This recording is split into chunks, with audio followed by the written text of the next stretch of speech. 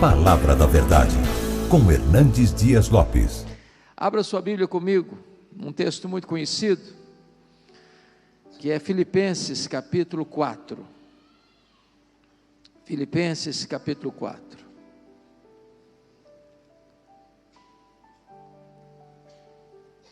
Vou ler apenas o verso 4. E eu estou com a versão revista e atualizada.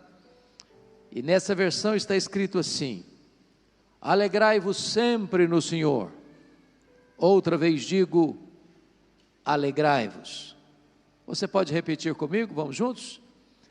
Alegrai-vos sempre no Senhor. Outra vez digo, alegrai-vos. Amém. Eu começo pedindo licença a você para lhe fazer uma pergunta. Na verdade, uma pergunta pessoal. E eu sei que vocês não gostam de perguntas pessoais. Aliás, nós não gostamos de perguntas pessoais. Porque toda pergunta pessoal invade a nossa privacidade. Toda pergunta pessoal nos põe contra a parede. E nós não gostamos que ninguém invada a nossa vida sem pedir licença. Mas vou lhe fazer esta pergunta como se nós estivéssemos numa conversa bem particular. E a pergunta é esta: você é uma pessoa feliz? Você é uma pessoa feliz? Bom, não precisa ter muita pressa para responder esta pergunta, porque ela não é tão simples e não é tão óbvia como parece. Eu explico. Em 1991, nós fomos visitar a missão Kwasi-Zabanto na África do Sul, onde aconteceu um grande avivamento em 1966. E uma das pessoas que nos acompanhava naquela caravana perguntou à esposa de um dos missionários daquela missão: você é submissa ao seu marido? A mulher deu uma resposta inteligentíssima. Ela respondeu assim: eu posso lhe garantir que meu marido me ama, mas se eu sou submissa a ele ou não, essa pergunta não tem que ser feita a mim, tem que ser feita a ele. E eu gostei da resposta. Então vou mudar a minha pergunta. Seu marido pode garantir que você é uma mulher feliz?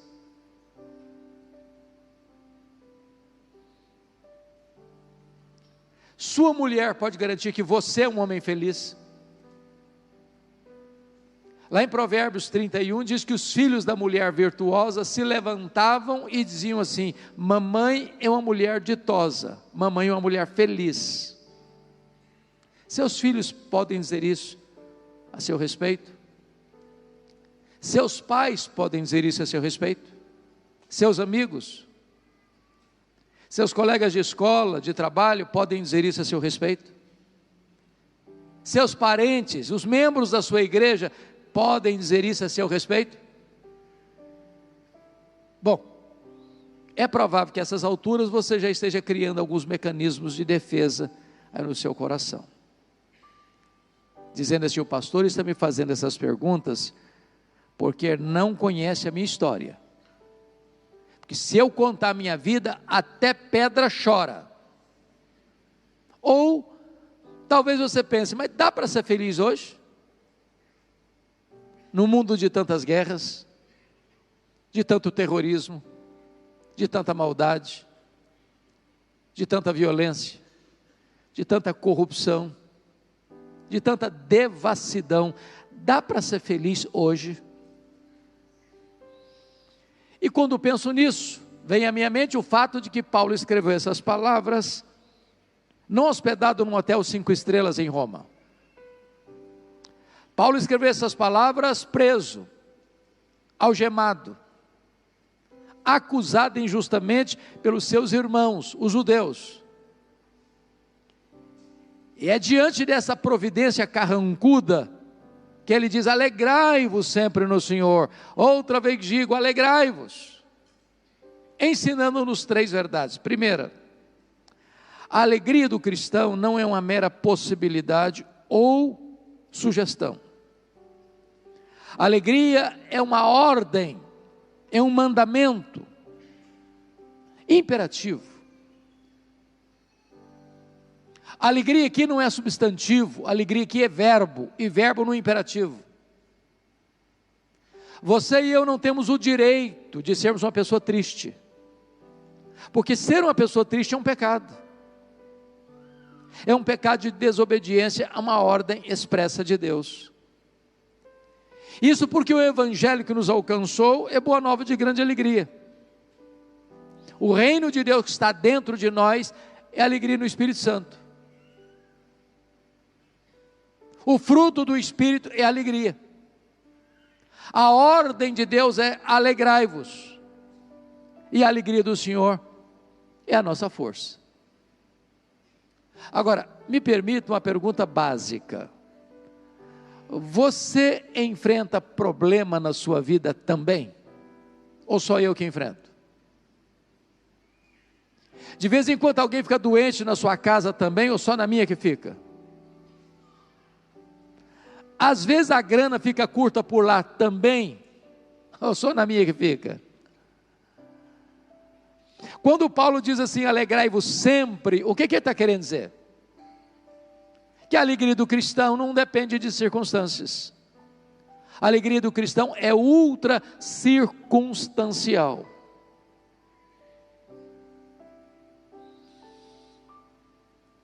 É por isso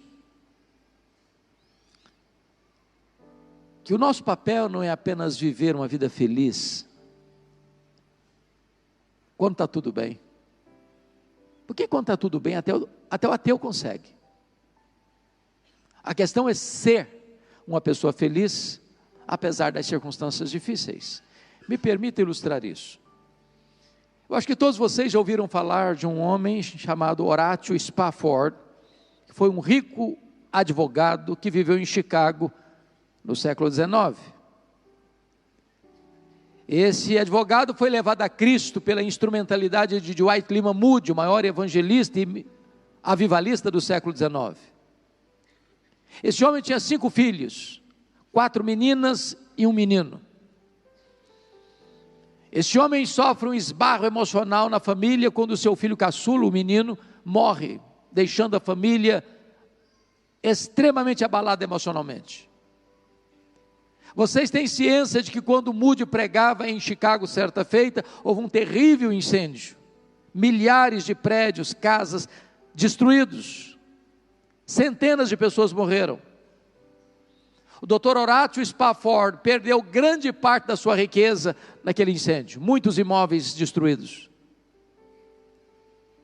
Então ele resolve viajar com a esposa, com as 4 filhas, para a Inglaterra, sabendo que Moody estava fazendo uma campanha na Inglaterra, campanha de evangelização, e ele era amigo pessoal de Moody.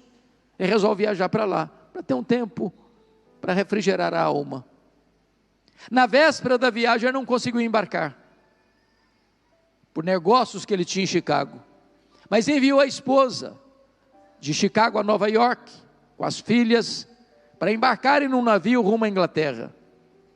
Aquele navio naufragou, 292 pessoas morreram.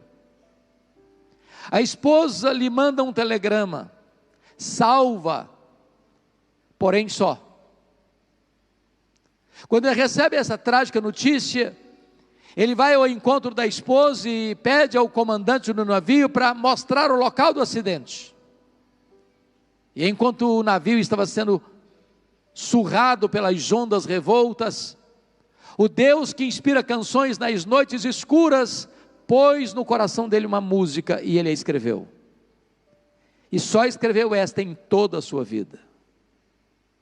Você e eu conhecemos essa música. Essa música é cantada no mundo inteiro. Se paz a mais doce me deres gozar, se dor a mais forte sofrer, ó seja onde for, tu me fazes saber que feliz com Jesus sempre sou. Sou feliz com Jesus, meu Senhor. Na língua inglesa o estribilho diz: It's well with my soul, it's well with my soul. Está tudo bem com a minha alma. está tudo bem com a minha alma. É claro que um pai que enfrenta o luto de 4 filhas não está feliz. Não está feliz. Porque estar em uma situação passageira. Mas se ele tem Jesus, ele é feliz. Ele é feliz. Sabem por quê, meus irmãos? Porque a felicidade do cristão não é um sentimento. A felicidade do cristão não é uma emoção. A felicidade do cristão não é apenas presença de coisas boas, nem apenas ausência de coisas ruins. A felicidade do cristão é uma pessoa. A felicidade do cristão é Jesus. Se você tem Jesus, você é uma pessoa feliz. Se você não o tem, você pode ter até momentos felizes, mas felicidade tem nome, felicidade tem endereço. Felicidade é Jesus, só Jesus. A felicidade do cristão, ela é imperativa, ela é ultra circunstancial, e ela é cristocêntrica. Agora, eu não preciso ser um grande entendedor da alma humana para perceber que nem todos os crentes salvos pela graça estão desfrutando desta alegria. Basta você conversar com alguns crentes. Parece que é uma aura de tristeza no semblante delas. Basta você observar o que está acontecendo. E parece que a cidadela da nossa alma está sendo saqueada, roubada. Parece que tem muitos crentes que a alegria está sendo saqueada, roubada dele. E a grande pergunta é: quem está roubando a nossa alegria? Quais são os ladrões que estão roubando a nossa alegria? Esta carta é a carta da alegria, a carta aos Filipenses. E em cada capítulo desta carta, Paulo menciona um ladrão diferente da alegria. Quais são esses ladrões? Com a Bíblia aberta comigo em Filipenses, vamos identificá-los. O primeiro ladrão da alegria está no capítulo 1, versículo 12. Confira aí comigo. Paulo diz assim: meus irmãos, eu quero cientificar-vos de que as coisas que me aconteceram têm antes contribuído para o progresso do Evangelho. Preste atenção, as coisas que me aconteceram, ou as coisas que me acontecem. As coisas que nos acontecem são as circunstâncias da vida. E as circunstâncias da vida são o primeiro ladrão da alegria. Sabem por quê? Porque as circunstâncias acontecem com você querendo você ou não, gostando você ou não, planejando você ou não. As circunstâncias acontecem ao arrepio da sua vontade, à revelia do seu querer, e põe a sua vida às vezes de ponta cabeça. É um acidente grave, é uma doença súbita, é um luto amargo, é um divórcio doloroso, é uma traição amorosa, é uma rasteira do sócio da empresa, é um filho que se envolve com drogas e transtorna a saúde emocional da família, é uma menina criada na igreja que de repente vira as costas para Deus e traz desgosto à família. É um casamento de 15, 20 anos de harmonia e amor, e de repente se desfaz nas barras de um tribunal por um amargo divórcio. É um pai que leva a filha ao altar no dia do casamento, na expectativa de que ela vai construir uma história de alegria e felicidade, para descobrir que essa menina casou-se com um homem rude, que vai feri-la, machucá-la, agredi-la emocional e fisicamente. Circunstâncias. Quando o apóstolo Paulo diz assim: meus irmãos, eu quero que vocês saibam que as coisas que me aconteceram não roubaram a minha alegria, mas contribuíram para o progresso do Evangelho. Eu preciso perguntar para Paulo: do que você está falando, Paulo? Que circunstâncias foram essas que aconteceram com você? E ele poderia resumir para nós olha, eu fui perseguido em Damasco, eu fui rejeitado em Jerusalém, eu fui esquecido em Tarso, eu fui apedrejado em Listra, eu fui açoitado em Filipos, eu fui enxotado de Tessalônica, eu fui escorraçado de Bereia, eu fui chamado de tagarela em Atenas, eu fui chamado de impostor em Corinto, eu enfrentei feras em Éfeso, eu fui preso em Jerusalém, eu fui acusado em Cesareia, eu enfrentei um naufrágio para Roma, eu fui picado por uma cobra em Malta, eu cheguei em Roma preso e algemado, mas eu quero que vocês saibam que as coisas que me aconteceram têm antes contribuído para o progresso do Evangelho. Esse homem não crê em acaso, esse homem não crê em sorte, esse homem não crê em azar, esse homem não crê em determinismo cego, esse homem não crê em misticismo, esse homem não crê em olho gordo, esse homem não crê em macumba para crente, esse homem sabe que a mão de Deus dirige o seu destino. Porque ele está preso em Roma, diz ele, 3 coisas aconteceram. Primeiro, as igrejas foram mais encorajadas a pregar, ao verem Paulo preso, trabalhando mais do que eles que estavam livres. Isso porque Paulo entendia que quando ele ficava preso, ou quando ele era preso, só tinha mudado o campo missionário. Ele era embaixador em cadeias, ele era prisioneiro de Cristo. Segundo, porque Paulo estava preso, ele diz lá no capítulo 1, que toda a guarda pretoriana tomou conhecimento das suas cadeias em Cristo. E o que era a guarda pretoriana? Era a guarda de elite do imperador. Eram 16 mil soldados da mais alta patente do império. Se Paulo estivesse solto, certamente ele não teria alcançado a elite militar de Roma. Mas olha a providência de Deus. Ele está na casa de César, e por ser um cidadão romano e um prisioneiro de César, tinha que ter um soldado da guarda pretoriana algemada com ele todo dia, em 3 turnos por dia, durante 2 anos em rodízio, oportunizando a evangelização de toda a guarda pretoriana. Eu chamo isso aqui de conspiração divina, porque Nero não sabia, mas Deus o havia constituído em presidente das missões estrangeiras do império, porque botou lá dentro da sua casa o maior evangelista daquele tempo, e diante dele seu auditório. O cara estava algemado com Paulo, e o que Paulo fez? Evangelho neles, evangelho neles, evangelho neles. O cara não podia nem fugir, porque estava algemado com ele. Depois de 2 anos, toda a guarda pretoriana está evangelizada. E no capítulo 4, verso 22, escrevendo de Roma, ele diz assim para aquela igreja: os santos vos saúdam, especialmente os da casa de César. Terceiro lugar, porque Paulo estava preso, ele não podia viajar, não podia plantar igrejas ou visitar as igrejas plantadas por ele. O que ele começou a fazer? Escrever cartas. As cartas da primeira prisão: Efésios, Filipenses, Colossenses, Filemon. Preste atenção nisso. Se Paulo estivesse solto, talvez nós não teríamos essas joias na nossa Bíblia. Sabe qual é a lição que eu aprendo aqui? Quando você pensa que a sua vida está de ponta cabeça, Deus pode estar escrevendo o capítulo mais importante da sua história.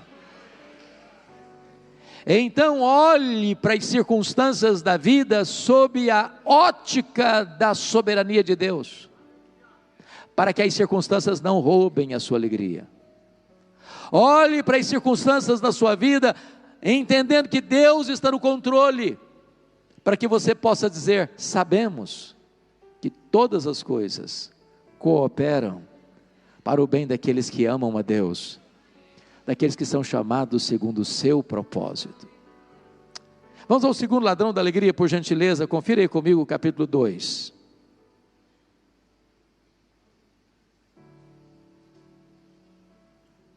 Versos 3 a 5. Nada façais por partidarismo ou vanglória, mas por humildade, considerando cada um outro superior a si mesmo. Não tem visto o que é propriamente seu, senão também cada qual que é dos outros. Tende em vós o mesmo sentimento que houve também em Cristo Jesus. O segundo ladrão da alegria são as pessoas. É isso mesmo, as pessoas. E eu preciso admitir que nós sofremos mais por causa de gente do que por causa de coisas. As pessoas nos fazem sofrer mais do que circunstâncias. Sabem por quê? Porque as pessoas nos decepcionam. E nós decepcionamos as pessoas. Nós não viemos de uma família perfeita. Nós não somos uma pessoa perfeita. Nós não nos casamos com uma pessoa perfeita. Nós não temos filhos perfeitos. Nós não temos amigos perfeitos. Nós não frequentamos uma igreja perfeita. Logo, mais hoje ou mais amanhã, nós vamos ter motivos de queixas uns contra os outros. Por isso, não há vida saudável, não há casamento saudável, não há família saudável, não há igreja saudável sem o exercício do perdão. O perdão não é uma mera possibilidade, é uma necessidade vital. Isso é tão importante que Jesus chegou a dizer que se você não perdoar, você não pode orar, suas orações são interrompidas. Aliás, Pedro diz que se você não tratar bem sua mulher, suas orações são interrompidas. Se você não perdoar, você não pode trazer sua oferta ao altar, porque antes de Deus aceitar a oferta, Ele tem que aceitar o ofertante. Se você não perdoar, você não pode ser perdoado. Se você não perdoar, você é entregue aos verdugos da consciência, aos flageladores da alma, você não tem paz. Agora, perdão é uma questão de bom senso, é isso mesmo, porque guardar mágoa é autofagia, é autodestruição. É a mesma coisa de você beber um copo de veneno pensando que o outro é quem vai morrer. Quando você guarda mágoa de alguém, esse alguém vai botar um cabresto em você e vai dominar a sua mente, vai controlar a sua mente. Você vai estar ligado a essa pessoa 24 horas por dia, 7 dias na semana. Se você guardar mágoa de alguém, você vai chegar em casa cansado para tirar uma soneca, essa pessoa chega com você, deita ao seu lado e transforma-se no seu pesadelo. Você vai chegar em casa com fome, e a pessoa vai se sentar à mesa com você e tirar seu apetite. Você vai sair de férias com a família, e ia pegar carona com você e estraga as suas férias. A única maneira de você ter saúde emocional é espremendo o pus da ferida e perdoando. Agora, perdão não é fácil. C.S. Lewis dizia que é fácil pregar um sermão sobre perdão, difícil você perdoar alguém que machucou você.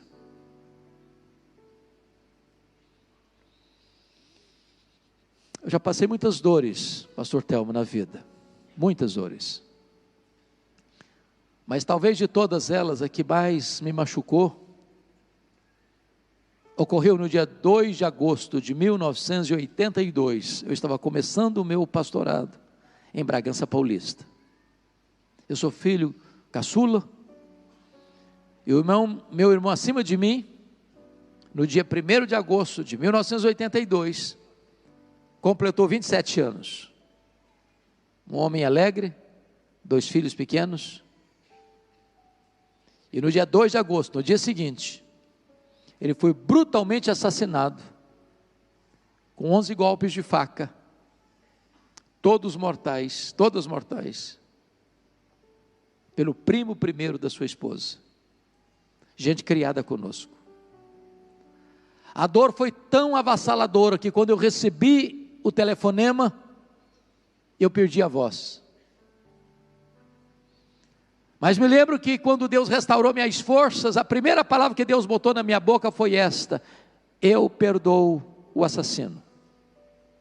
Eu não tinha outra opção. Ou perdoava ou adoecia. Ou perdoava, ou minha vida transformar-se no inferno. Ou perdoava, ou teria que abandonar o ministério. O que eu posso lhes garantir é que o perdão é maior que o ódio. O perdão é maior que a sede de vingança. O perdão cura. O perdão liberta. O perdão restaura. O perdão é a asepsia da alma. É a faxina da mente. É a alforria do coração. Mas eu confesso também, Viviane, que eu só fui entender perdão no dia que eu entendi uma parábola que Jesus contou. A parábola do credor incompassivo. Jesus contou que um rei acertava conta com seus súditos e encontrou um que lhe devia 10.000 talentos. Não tendo com que pagar, o homem pediu paciência, misericórdia, e o rei perdoou a ele a dívida de 10.000 talentos. O homem perdoado encontra lá na frente um conservo que lhe devia 100 denários. Não tendo com que pagar, pediu a ele também misericórdia, e o homem disse: não, tem misericórdia não, paga o que você me deve, senão eu boto você na cadeia. O rei ficou sabendo disso, ficou muito irado, mandou chamar aquele homem de servo malvado. Eu perdoei a você 10.000 talentos, e você não pôde perdoar o seu conservo 100 denários? Pois agora você vai ser entregue aos flageladores, até que você pague o último centavo.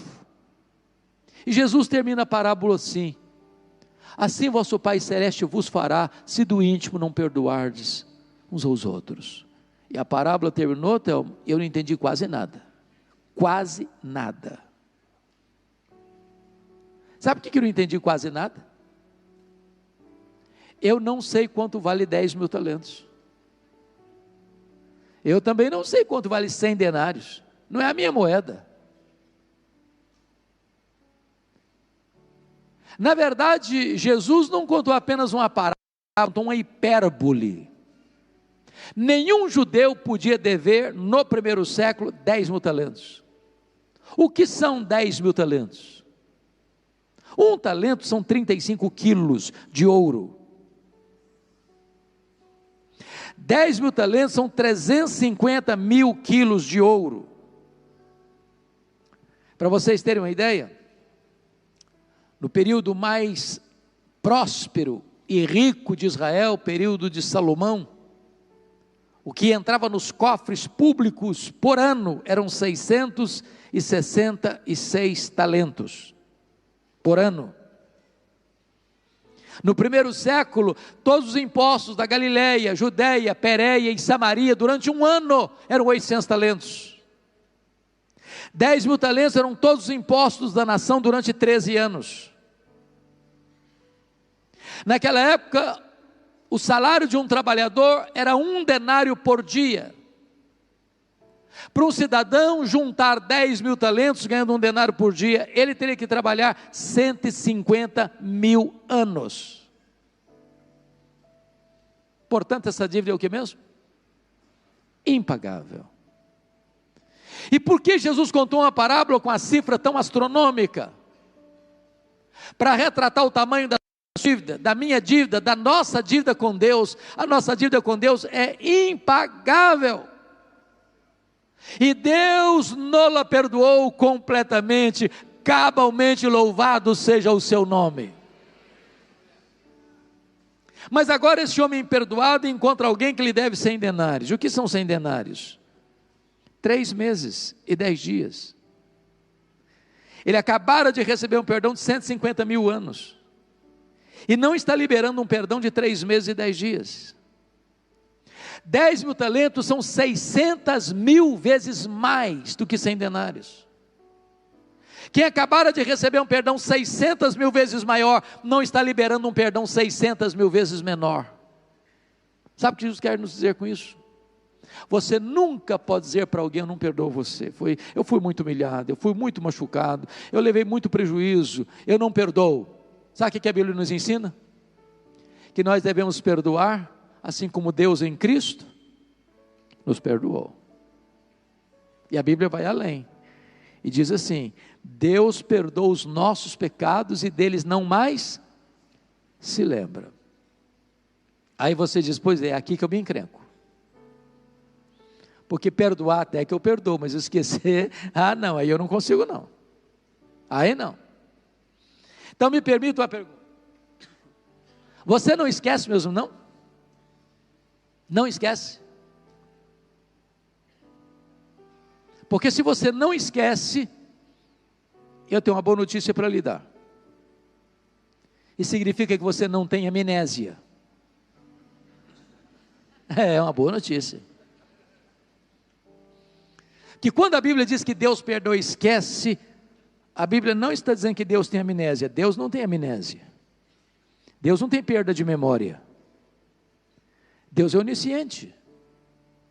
Então o que a Bíblia quer dizer que Deus perdoa e esquece? A Bíblia quer dizer que Deus nunca mais joga no seu rosto um pecado que já perdoou você. Deus nunca mais cobra de você uma dívida que já perdoou você. Então perdoar é lembrar sem sentir dor. Mas talvez você está pensando assim: bom, eu estou acompanhando o raciocínio até agora, só não estou entendendo uma coisa. Por que o pastor mandou ler Filipenses 2, 3 a 5? Ele não falou nada do texto até agora. Vamos voltar para lá? Para entender isso, eu estou dando o conceito e agora vou amparar no texto, em Filipenses. A igreja de Filipenses, meus irmãos, era a igreja mais solidária com o ministério do apóstolo Paulo. Foi a única igreja que se associou com Paulo no que tange a dar e a receber. Para vocês terem uma ideia, quando Paulo estava plantando a igreja de Tessalônica, esta igreja mandou oferta para Paulo 2 vezes, para bancá-lo na plantação daquela igreja. Pasmem vocês, quando Paulo foi pastor de Corinto, era uma região rica, a igreja de Corinto era mão de vaca, pão dura, não pagava o salário de Paulo. Paulo passou privações em Corinto. A igreja de Filipos é que ajudou Paulo financeiramente para Paulo ser pastor da igreja de Corinto. Quando Paulo estava em Roma, a igreja de Filipos socorreu Paulo na prisão. Portas para fora, aquela igreja era uma bênção. Agora, portas para dentro, o pau quebrava. O pau quebrava. Pasmem vocês, até as mulheres da igreja estavam brigando. Dizem que quando as mulheres da igreja começam a brigar, é porque a coisa está feia mesmo. Capítulo 4, verso 2, Paulo diz assim: rogo a Evódia, rogo a Sinti, que pensem concordemente no Senhor. 2 líderes da igreja, batendo cabeça. Se a Evódia sentava do lado direito, a Sinti sentava do lado esquerdo. Não combinavam mais, não conversavam mais.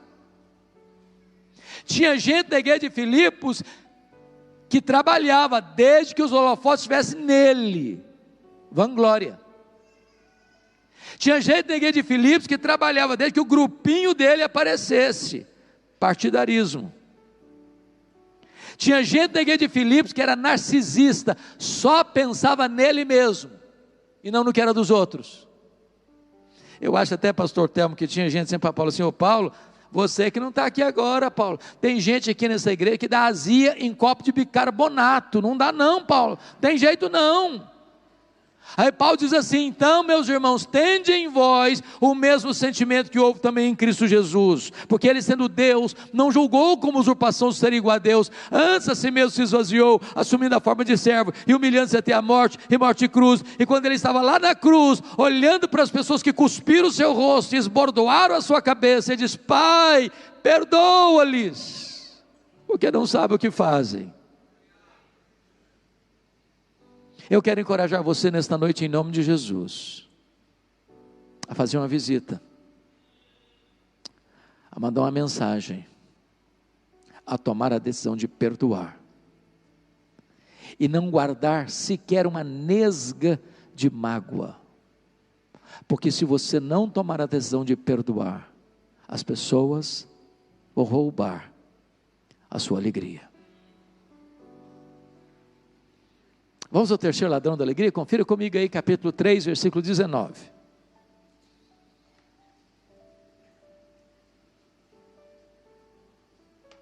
Paulo diz assim: o destino deles é a perdição, o Deus deles é o ventre, a glória deles está na sua infâmia, visto que só se preocupam com as coisas terrenas. O terceiro ladrão da alegria, eu acho que não tem nem aqui em Criciúma. Preocupação com dinheiro. Dinheiro aqui em Criciúma não é problema, né? É solução. Mas me permita uma pergunta básica. Alguma vez, você já discutiu com a sua mulher por causa de dinheiro? Alguma vez? Alguma vez você já discutiu com o seu marido por causa de dinheiro? Se vocês falarem para mim que nunca, eu vou duvidar da honestidade de vocês. Porque as pessoas discutem por causa de dinheiro. Porque tem muito dinheiro. Porque tem pouco dinheiro. Porque não tem dinheiro nenhum. As pessoas sempre discutem por causa de dinheiro. É o principal ponto de discussão na família contemporânea. O grande problema é que algumas pessoas só se preocupam com as coisas terrenas. Levantam de madrugada, vão dormir tarde, comem penosamente o pão que granjeiam, não tem tempo para Deus, não tem tempo para o cônjuge, não tem tempo para os filhos, não tem tempo para a igreja, não tem tempo para si mesmo, porque só se preocupam com as coisas terrenas. O dinheiro é mais do que uma moeda. O dinheiro é uma entidade, o dinheiro é um espírito, o dinheiro é um ídolo, o dinheiro é mamon. Aliás, a única entidade que Jesus chamou de Senhor não foi César, não foi o diabo, foi dinheiro. Jesus, ninguém pode servir a dois senhores, a Deus e as riquezas. Por amor ao dinheiro tem gente que casa, tem gente que descasa. Por amor ao dinheiro tem gente que mente, tem gente que corrompe, tem gente que é corrompida. Por amor ao dinheiro tem gente que mata, tem gente que morre, tem gente que vende a alma para o diabo para ficar rica, porque só se preocupam com as coisas terrenas. O Dr. Toncini, no seu livro O Lado Oculto da Globalização, diz que nós vivemos hoje a realidade de uma economia global, e é verdade, é verdade. Não há nenhum país, por mais rico que seja, que é autossuficiente em todas as áreas. Ou dá um abalo lá na bolsa de Singapura, de Nova York, você sente o abalo no seu bolso agora. O dólar dispara, passou do 6,1 e você já está desesperado. Falei, meu Deus, até onde vai isso? É economia global. Talvez uma das evidências mais claras disso foi a crise imobiliária dos Estados Unidos em 2008, vocês acompanharam. Os bancos emprestaram mais dinheiro do que podiam, a bolha estourou, e no efeito dominó e cascata, a economia do mundo foi abalada. Eu sou do estado do Espírito Santo, e o meu estado é talvez hoje um dos maiores produtores de rochas ornamentais do planeta, de granito. Muitos donos de pedreira no Espírito Santo quebraram em 2008, porque o mercado imobiliário dos Estados Unidos deu uma bambeada. Nessa economia global, mais de 50% da riqueza do planeta estão nas mãos de pouco mais de 100 empresas particulares. Há empresas mais ricas do que países. Por exemplo, a Toyota é mais rica do que a África do Sul, a GM é mais rica do que a Noruega, o Walmart é mais rico do que dezenas e dezenas de países.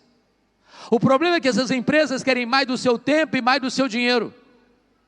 Se a sua vida vai se arrebentar, não interessa, essa máquina tem que girar, e para essa máquina girar, você tem que consumir mais, e nós mergulhamos de cabeça no consumismo. Por exemplo, na década de 50, alguns já tinham nascido aqui, nós consumíamos 5 vezes menos do que consumimos hoje. Na década de 70, 70% das famílias dependem apenas de uma renda para se manter. Hoje, mais de 70% das famílias dependem de 2 rendas para manter o mesmo padrão. Ou seja, o luxo do ontem tornou-se necessidade do hoje. Eu já vi, eu acho que vocês também, uma criança que não aprendeu a falar papai e mamãe ainda, ganhar um telefone celular top de linha. Eu não sou referência, porque eu fui criado na roça, pé descalço, e que me lembre, o único brinquedo que eu tive de loja, comprado em loja, era um carrinho de plástico de 5ª categoria. O que eu posso afirmar para vocês, é que eu sobrevivi, e nem fiquei traumatizado por isso. Hoje, quando uma criança nasce, via de regra, ela já tem mais brinquedos que ela consegue brincar a vida inteira. Hoje você dá um brinquedo para uma criança, ela brinca longas 2 horas, encosta no canto, é sucata e quer outro. E se você não der, ela entra em crise emocional, tem que levar para o psicólogo. Eu tenho um amigo que tem 3 mulheres.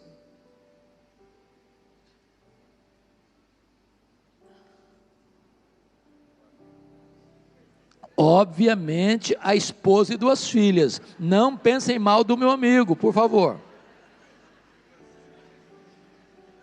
Num dia de casamento, elas disseram assim para ele: temos que comprar sapatos novos. Uai, gente, mas ninguém duvida disso aí. É claro que temos que comprar sapatos novos. Dia de casamento é tudo novo mesmo. Mas antes de ir para a loja, ele disse assim para elas: vamos dar uma olhadinha no que nós já temos? E abriu um closet chique e contou 151 pares de sapatos. Tinha que comprar mais. Como é que você chama isso? Não é centopeia, não. Consumismo. Então eu vou lhe dar uma definição de consumismo. Consumismo é quando você compra o que você não precisa, às vezes com dinheiro que você não tem, para impressionar pessoas que você não conhece. Que o grande problema é que algumas pessoas só se preocupam com as coisas terrenas. O primeiro bilionário do mundo foi o Dr. John Rockefeller. Ele disse assim: o homem mais pobre que eu conheço é o homem que só tem dinheiro. E ele afirmou mais: o homem mais feliz que eu conheci chegava em casa cheirando graxa e comia um bom prato de arroz com feijão e dormia uma noite toda bem dormida. Quando Rockefeller morreu, esse primeiro bilionário do mundo, um curioso foi ao cemitério para perguntar ao contador do Rockefeller, que cuidava das finanças dele, qual era a fortuna que ele tinha granjeado. E conseguiu. Chegou e encostou no contador e disse assim: e aí, cara, me conta, quanto o doutor John Rockefeller deixou? O contador, surpreso, olhou para ele e disse: você não sabe? Ele falou: não, me conta. O contador disse: rapaz, ele deixou tudo, ele não levou nem um centavo. Não tem gaveta em caixão, não tem caminhão de mudança e enterro,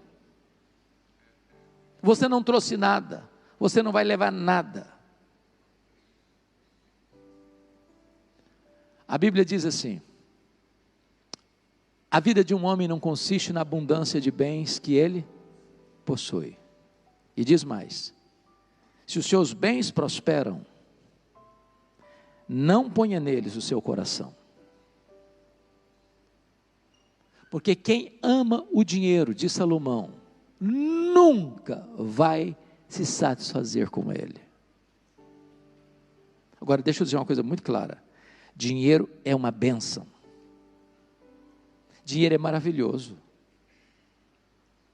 Nós acabamos de ver um testemunho belíssimo aqui de um prédio que está sendo inaugurado para abençoar milhares de pessoas. Precisou de dinheiro para construir, precisa de dinheiro para se manter, precisa de dinheiro para ampliar. O dinheiro é uma bênção. A riqueza é uma bênção. A riqueza não é pecado, nem a pobreza é uma virtude. A Bíblia diz que é Deus quem fortalece as nossas mãos para adquirirmos riquezas. Riquezas e glórias vêm de ti, diz o Senhor.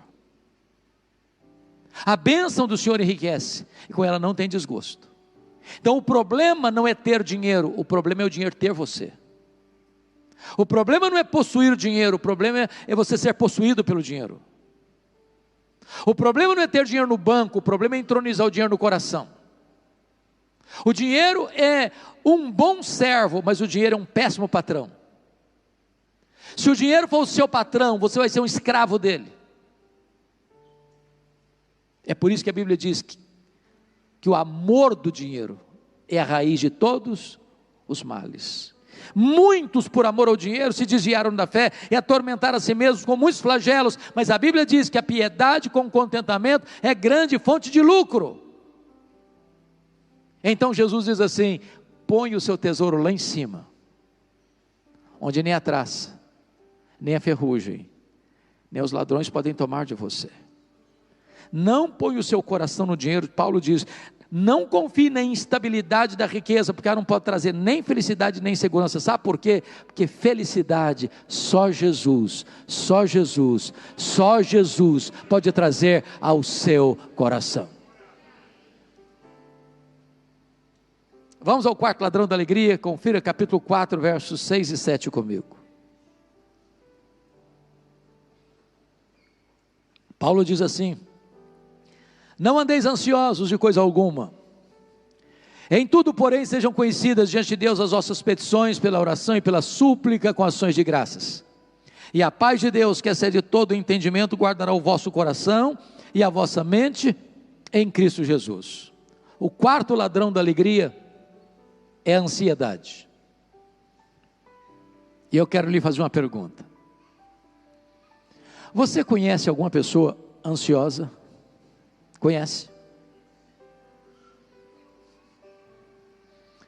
Você já viu alguma pessoa ansiosa hoje? Já viu? Tem certeza? Você se olhou no espelho antes de vir para cá? Você é daquele tipo de gente que fica roendo as unhas? O problema está vindo lá na China, de repente já está batendo na porta da sua casa? Vai fazer uma prova, um exame, um concurso, dá um suador na mão e um apagão na memória? Você é daquele tipo de gente que não tem problema, você tem que criar um, porque não sabe viver sem problema?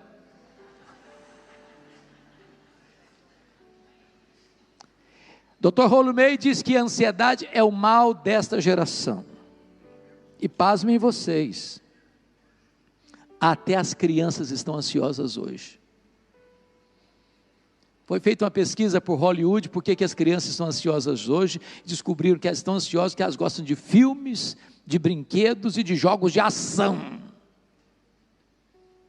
Se um dia você tiver coragem de assistir toda a programação infantil da televisão brasileira, você não dorme de noite com a luz apagada.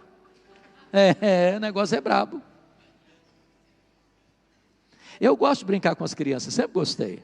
Um dia, pastor Temer, eu cheguei em Vitória, lá na igreja, tinha uma criança brincando assim, sozinha lá no canto. Eu fui me aproximando dela e disse: filha, que vidona, hein? Ela voltou-se brava para mim com o dedo em riste. O senhor é que pensa. A coitadinha estava estressada. Estressada. Sabe o que significa a palavra ansiedade no grego? Estrangulamento. Apertar o pescoço. Sufocar. Tira o oxigênio. E Jesus foi categórico em dizer o seguinte: a ansiedade é inútil. Por mais ansioso que você esteja, você não pode acrescentar um côvado, 45 centímetros no curso da sua vida. Mas sabe por que ela é inútil? Porque 70% dos assuntos que nos deixam ansiosos nunca vão acontecer.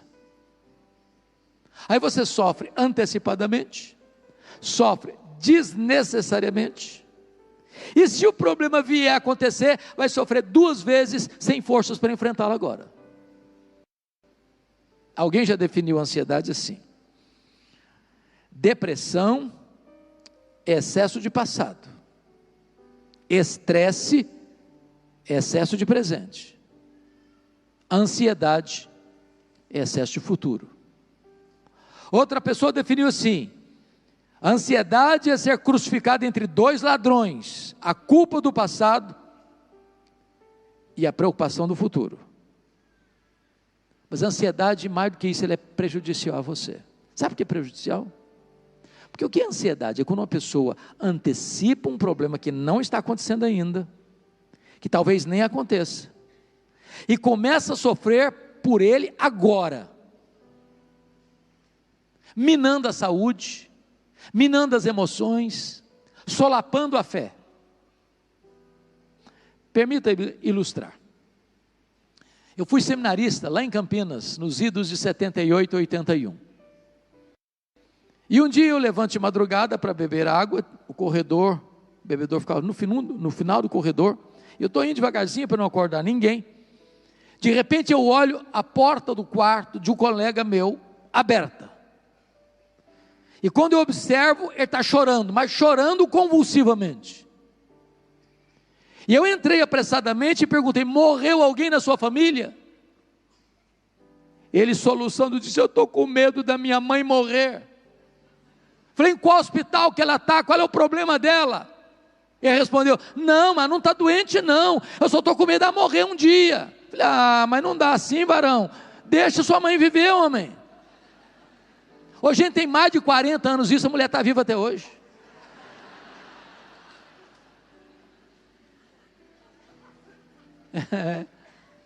Pior do que esse aí, foi uma mulher, uma mãe, que entrou no meu gabinete pastoral, Viviane, uma mãe, com uma menina, filha, de 3 anos no colo, chorando muito, mas não era a criança chorando não, a mãe chorando. E quando ela acalmou um pouquinho, eu perguntei: mãe, o que houve, qual o problema? Ela respondeu: eu estou com medo da minha filha crescer e não casar. Falei: mas nem cresceu ainda, deixa a menina crescer primeiro. Ansiedade. Jesus disse mais, que a ansiedade é um ato de incredulidade. Os gentios que não conhecem a Deus é que se preocupam com todas essas coisas. O que comeremos, com que nos vestiremos? Vós deveis buscar em primeiro lugar o reino de Deus e a sua justiça, e as demais coisas vos serão acrescentadas. E Jesus foi tão lindo em afirmar isso: você está preocupado com o que você vai comer amanhã? Dá uma olhadinha nos passarinhos. Eles são teólogos, eles são mestres, eles são pedagogos. Os pássaros não semeiam, eles não colhem, eles não têm geladeira, eles não têm despensa, eles não têm celeiro. Eu nunca vi um passarinho triste, reclamando da vida, porque não sabe se vai comer amanhã. Está sempre cantando, confiante. E Jesus disse assim: você está ansioso? Olha para os passarinhos. Está preocupado com o que você vai vestir amanhã? Dá uma olhadinha nas flores. E ele não falou das flores chiques, tulipa, rosa, cravo. Aquela florzinha do campo, do lírio do campo. Nem Salomão em toda a sua glória se vestiu com tanta elegância. Agora, você vale mais do que passarinho, você vale mais do que flor, você é a menina dos olhos de Deus, você é a delícia de Deus, você é a herança de Deus, você é herdeiro de Deus. Então pare de ficar preocupado.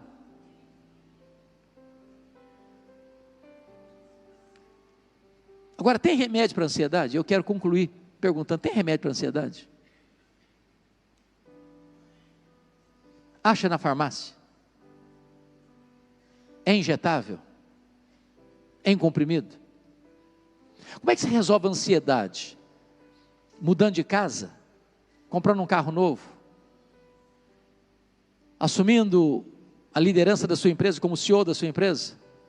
Fazendo a viagem dos sonhos? Passando um final de semana no spa? Como é que se resolve a ansiedade?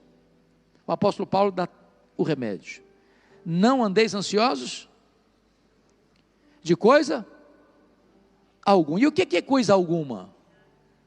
É coisa alguma, não precisa botar a legenda, não precisa. Aí ele diz assim: em tudo, porém, sejam conhecidos diante de Deus as vossas petições, pela oração e pela súplica, com ações de graça. Agora preste atenção, a palavra oração aqui traz a ideia no grego de adoração. Então ele está falando de 3 remédios. Você resolve a ansiedade adorando a Deus, suplicando a Deus e dando graças a Deus. Agora, qual a diferença entre adorar a Deus e dar graças a Deus? Você adora a Deus por quem Deus é, e você dá graças a Deus pelo que Deus faz. Então eu vou fazer uma oração de adoração, porque é o que Paulo está mandando fazer para resolver o problema da ansiedade. E eu chego diante de Deus e digo: meu Deus, eu quero te adorar, porque tu és o meu Criador, o meu protetor, o meu provedor, o meu consolador, o meu redentor. Eu quero te adorar porque tu és o único Deus vivo e verdadeiro, porque tu és o Deus autoexistente, porque tu és o Deus imenso, porque tu és o Deus infinito, porque tu és o Deus eterno, porque tu és o Deus imutável, porque tu és o Deus onipotente, porque tu és o Deus onipresente, porque tu és o Deus onisciente, porque tu és o Deus transcendente, porque tu és o Deus soberano. Eu quero te adorar porque tu és o Deus justo, verdadeiro, fiel, bondoso e misericordioso. Eu quero te adorar porque tu és a minha alegria, porque tu és a minha paz, porque tu és a minha justiça, porque tu és a razão da minha vida, em nome de Jesus, amém.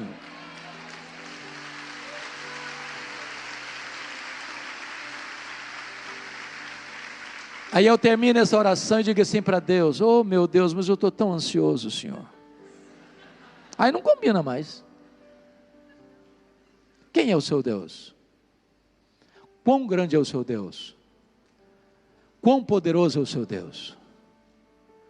O seu Deus criou o universo. O seu Deus sustenta todas as coisas pela palavra do seu poder. O seu Deus mede as águas na concha da sua mão. O seu Deus pesa o pó das montanhas em balança de precisão. O seu Deus mede os céus a palmos. O seu Deus espalha as estrelas no firmamento, e por ser forte em força e grande em poder, quando a chama pelo nome, nenhuma só delas vinha a faltar. O seu Deus olha para as nações da terra e considera todas elas como um pingo que cai num balde, como um pó numa balança de precisão, como um vácuo, como nada, como menos do que nada. Este é o seu Deus, este é o seu Pai, que está lhe dizendo: não ande ansioso de coisa alguma. Mas Paulo diz: você quer resolver o problema da ansiedade? Você pode suplicar a Deus, você pode pedir a Deus, Ele é seu Pai. Ele ama você, Ele conhece você, Ele sabe o seu endereço, Ele conhece o seu nome, Ele conhece o seu passado, Ele conhece o seu presente, Ele conhece o seu futuro, Ele sabe das suas lutas, Ele sabe das suas dores, Ele conhece as suas lágrimas, Ele conhece os seus gemidos, Ele conhece as suas noites indormidas, Ele conhece os seus sonhos, Ele conhece as suas dores, Ele tem amor a você, Ele ama você, você é a menina dos olhos de Deus, você é a herança de Deus. Então ponha diante dEle a sua causa, ponha diante dEle a sua angústia, deposite aos pés dEle a sua ansiedade, porque Ele tem cuidado de você. Mas Paulo diz assim: você quer resolver o problema da ansiedade? Comece a dar graças a Deus. Aí você diz: ah pastor, mas eu estou passando tanta luta, como é que eu vou agradecer? Então faça um checklist aqui. Quanto vale o fato de você e eu estarmos aqui nessa noite? Quanto vale o fato de seu cérebro estar funcionando e você não estar vegetando em coma, aguardando desligar os aparelhos? Quanto vale o fato de você ter pernas para andar e não estar numa cadeira de rodas ou numa maca?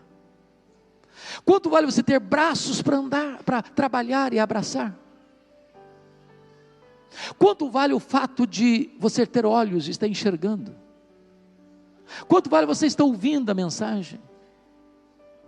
Quanto vale o seu coração estar bombeando vida para o seu corpo?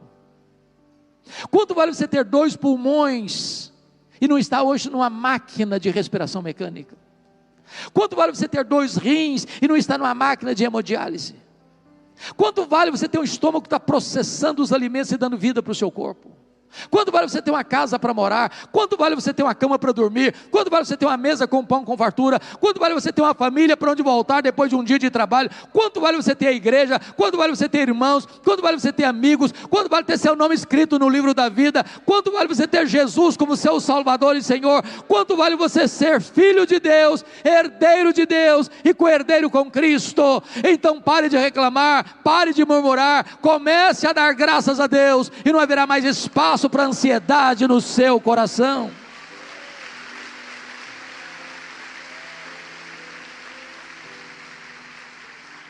É por isso que Paulo podia dizer de dentro de uma prisão: alegrai-vos sempre no Senhor. Outra vez digo, alegrai-vos. Eu termino com duas breves aplicações. A primeira delas, eu fui ouvir certa feita, pastor Telmo, um grande pregador, renomado pregador, e eu fui com muita expectativa. E aquele pregador disse assim no auditório, ou para o auditório: meus irmãos, o projeto de Deus na sua vida é fazer você santo e não fazer você feliz. E eu tomei um susto, porque a primeira frase eu entendi perfeitamente: sede santos, porque eu sou santo. A segunda eu não entendi, e eu fui pesquisar, e encontrei a resposta. Para mim, quem melhor entendeu esse assunto foram os nossos irmãos puritanos da Inglaterra, lá do século 17, quando eles fizeram a seguinte pergunta: qual é o fim principal do homem? E eles responderam: o fim principal do homem é glorificar a Deus e gozá-lo para sempre.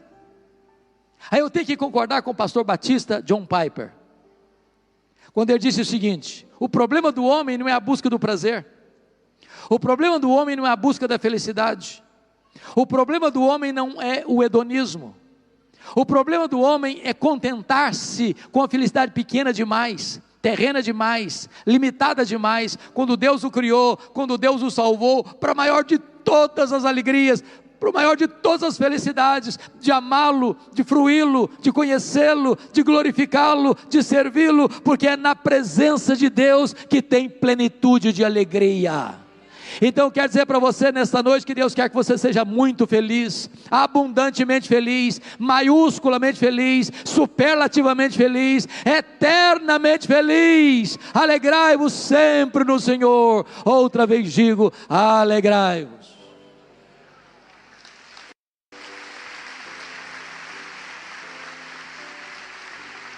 Mas a segunda coisa, e eu encerro aqui, na verdade é para pedir licença a você, para lhe fazer uma pergunta. Na verdade, uma pergunta pessoal. E eu sei que vocês não gostam de perguntas pessoais. Aliás, nós não gostamos de perguntas pessoais, porque toda pergunta pessoal invade a nossa privacidade. Toda pergunta pessoal nos põe contra a parede. E nós não gostamos que ninguém invada a nossa vida sem pedir licença. Mas vou lhe fazer essa pergunta, como se nós estivéssemos numa conversa bem particular. E a pergunta é esta: você é uma pessoa feliz? Que Deus nos ajude a dar essa resposta nesta noite. Amém.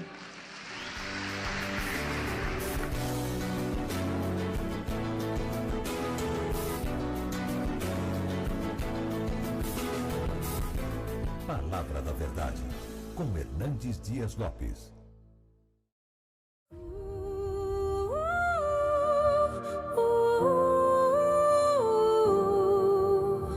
Waking to the shadows bold, I hold the secrets never told. In the night where legends breathe, my heart beats louder than you believe.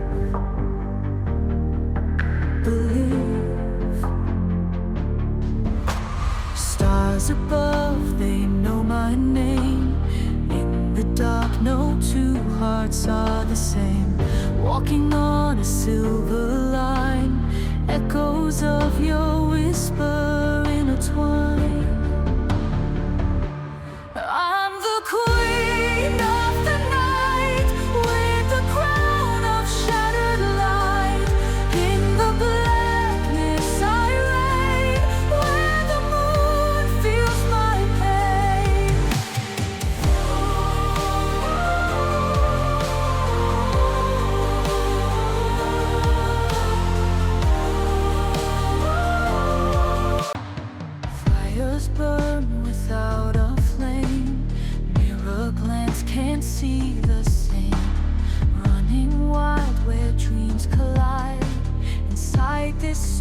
I'm on your side.